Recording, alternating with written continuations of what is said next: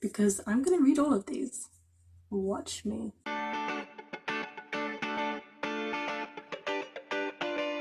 Hey guys, it's Olivia here from Olivia's Catastrophe, and today I'm here to give you the top 20 books I want to read in 2020. Now last year I didn't do TBR videos, but this year I've decided to make a few changes to my channel, and one of them is that I do want to make TBR videos, and that's mostly because I do join in with readathons, and I think a great way for showing support and getting other people also excited about readathons is through TBRs. So from now on, I hope you'll be ready to hear about TBRs on this channel. I also want to let you know that in my TBR videos, I'm not going to be sharing the synopsis of the books that I intend to read, and that's because one of my problems with TBR videos in the past, with that I felt like I was repeating myself when I talked about the book on my TBR and also my wrap-up. So I'll just mention the book and the title and the reason why I want to read them in my TBR videos, and then in my wrap-ups you'll get the full synopsis and my full thoughts on the book.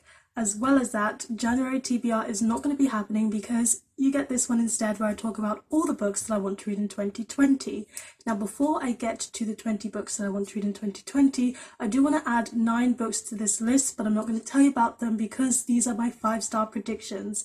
I filmed a 5-star predictions video towards the end of the year last year, all in one take, so it was a hot mess and you should definitely watch that. Leave a link to that up there and down below, but those are the books that I want to get to first because I want to do a reflections on my 5 stars and see if I actually rated them 5 stars. So to quickly list off what books those are Six of Crows by Leigh Bardugo, Priory of the Orange Tree by Samantha Shannon, Sorcery of Thorns by Margaret Rogerson, The Name of the Wind by Patrick Rothfuss, The Martian by Andy Weir, On the Come Up by Angie Thomas, Golden Sun by Pierce Brown, The God of Small Things by Arundhati Roy, and An American Marriage by T. Jones. So yes, those are 9 books that I haven't read yet from my 5 stars list, but now let's get back into the 2020 books. I didn't choose books that I'm very, very excited for because needless to say, I'm going to pick those up of my own account. Instead, I decided to choose books I was medium excited for because that will push me to actually pick them up this year, as I am a completionist and I like to tick off my to-do list and reach my goals. So let's get down to it. The first one is Rebel by Mary Lou, and this was a book that was kindly gifted to me by Sydney Stories. Thank you so much to Sydney for sending it to me. I am so excited to read this book because I read the Legend trilogy back in 2018 and I really loved it. I kind of binge read that series and I can't wait to see this spin-off continuation. I've also got Clash of Kings by George R.R. Martin, and I believe I started reading this book 3 years ago. It's on my books I keep procrastinating list, and you'll see some of those books featured here in this video because I want to finish books that I've started but I keep procrastinating. I'm actually about halfway through Clash of Kings, but that took me like 3 years to read half of the book. I just need to sit down and dedicate some time and finish off this book because I am enjoying it. I'm just taking forever. I've also got Clockwork Prince and Clockwork Princess by Cassandra Clare. I need to decide once and for all if I'm going to continue reading into the Shadowhunter universe or if it's time over for me and The Mortal Instruments was where my love started and finished. I have read half of Clockwork Prince and it's one of those books I keep procrastinating and put on pause, so I need to finish it. I also want to finish Crazy Rich Asians by Kevin Kwan. Now, I read half of this and I wasn't really enjoying it. It was a bit draggy, it was a bit slow. I watched the film and I thought it was okay, but I got far enough into the book that I just want to quickly finish it off and see if the ending gets any better, because part 2 was noticeably better than part 1. Then we have When Dimple Met Richie by Sandhya Menon, and this is on this list because I kept putting When Dimple Met Richie on TBRs for readathons last year and then I never read it. So it's about time that I get to it, because if I don't get to it this year, I know like I never will. So it's about time I push that book to the top of my list. Turtles All the Way Down by John Green. I just kind of want to wrap up and see if John Green's books are going to finally be for me or not. I kind of give authors a 3 strikes and you're out kind of method of reading their books. So I try 3 of their books, and if I don't like any of them, I don't try any more. John Green's on his 3rd and last chance, so I kind of just want to give him that last chance and see where it goes. Then we have the Mistborn trilogy by Brandon Sanderson. I've been saying for ages that I want to read a book by Brandon Sanderson, so I'm going to read this trilogy, and I know that Rachael Marie from Rachael Marie's Book Journey is kind of hosting a read along with some other people for this series, so I kind of need to read it and see where that's going to go. Then we have Wicked by Gregory Maguire. I am a huge fan of the musical for Wicked. I have heard that the book itself is quite different, but my younger sister absolutely loves the book, so I want to try some more of my younger sister's favourites as she's always trying my favourites, so it's about time I return the favour and see if I like some of the books that she loves. I've got Mythos by Stephen Fry, and that's because I absolutely love listening to him read me audiobooks last year. He read me Sherlock Holmes and he read me Harry Potter, and while I didn't love all of those books per se, I did love his narration, and I kind of want to read something that he has written himself.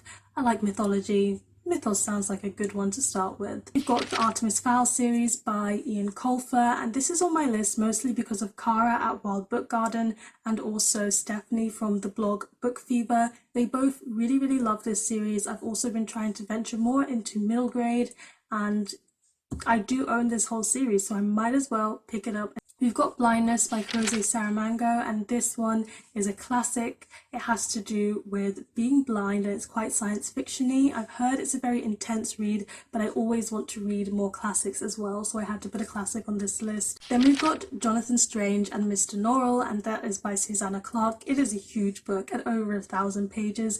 This was gifted to me by one of my friends, and I do want to just read a bit more of my big books because they've just been fermenting on my TBR, and I'm always a bit intimidated to pick them up, and usually once I do I really enjoy them, so I'm hoping to kind of get into some of my bigger books this year. We have If on a Winter's Night by Italo Calvino, and this one is a bit of a laugh because, again, like when Dimple met Richie, I kept putting it on TBRs for readathons thinking I'm going to read this, and I even started. I read 7 pages. But I'm gonna, I was enjoying those 7 pages, and me and Italo Calvino, I rate all of his books so far 3 stars, but they're kind of weird, but intriguing weird, and I just keep reading them. I don't know, sometimes I have these books that I rate 3 stars, which is still a good rating from me, which means they're good but not great, but they intrigue me enough that I just keep reading, and that's that.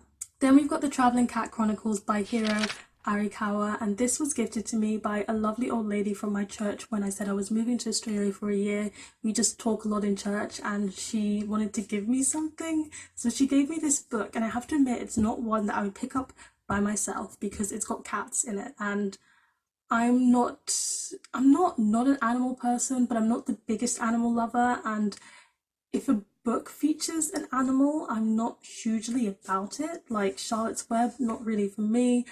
So when I see animals in books, I don't really feel like a deep emotional connection, yet she gifted this one to me, and I do want to be able to talk about it with her, so I do want to read it this year and go back to that church in the Netherlands and be like, hey, I've read this book and these are my thoughts. Then we have Once Upon a River by Diane Setterfield, and I won this in a giveaway from Be With Love on Instagram. I love her Instagram account and she's the nicest, so go and check that out. But I did win this book, and it did sound like one that I was going to be intrigued in. Adult fiction, and I'm going to try it because I want to. Then we have Molly's Game by Molly Bloom, and this is a film, and I watched the film and it just blew my mind. I'm someone who struggles a lot with watching films. I find them to be quite long and I get distracted. About halfway through I get bored. I'm more into watching 20-minute long TV series, and even then I'm not very frequent. I'm just not a watcher unless I'm watching with friends.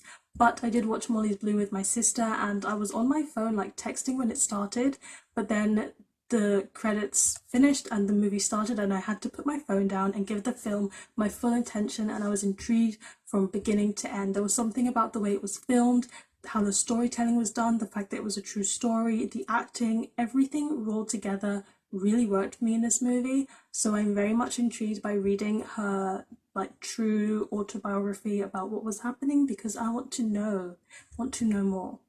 Then we have Milkman by Anna Burns, and this one is on the list because it won an award, and I think it was the Man Booker Prize winner, and I'm always intrigued by prize winners, even though I don't always get around to them very quickly. I do want to see what this one is about. It sounds very magical, it's set in a place that I don't really often read books set in, and I won it in a giveaway. And we have Half of a Yellow Sun by Chimamanda Ngozi Adichie, and I read Americana I think 2 years ago now, but I did have some thoughts on it. I felt very mixed, and that's the thing about her book was I was feeling a distinct separation because I agreed with all of her ideas in the book when it came to Black culture, and I found it very interesting representation of being an immigrant and going to an African setting, an American setting, and a UK setting from an immigrant's perspective. And at the same time, I didn't really like the storyline. So I wanted to try another one of her fiction works to see if I could like the storyline and the themes it was handling at the same time. Then we have A Mercy by Toni Morrison. I just want to read something by Toni Morrison. It's about time I get around to that, and I know A Mercy is one of her shorter works, so it'd be a very good introduction that's not going to take me too long, and it'll be nice to have a shorter book on this 2020 reading list. And last but not least, we also have The Power by Naomi Alderman. This one is on there because of my sisters. All of my sisters have read this and said it was really, really good, and my younger sister said it was one of her favourite dystopians, so of course going for my sister's recommendations, trying to read more of them. Let's see what I think. There you have it. Those are 20 of the books on my 2020 TBR plus 9, and I can't wait to do a reflection at the end of the year because I'm going to read all of these. Watch me. Please let me know in the comment section down below, what book are you planning to read in 2020 or is top priority on your list. Give this video a thumbs up if you want to see more. Hit the subscribe button so that you don't miss a video from me, and don't forget to hit that notification bell to be sure that you really don't miss a video from me. I think I'm doing my outro wrong, but either which way, I'll see you in the next one. Goodbye.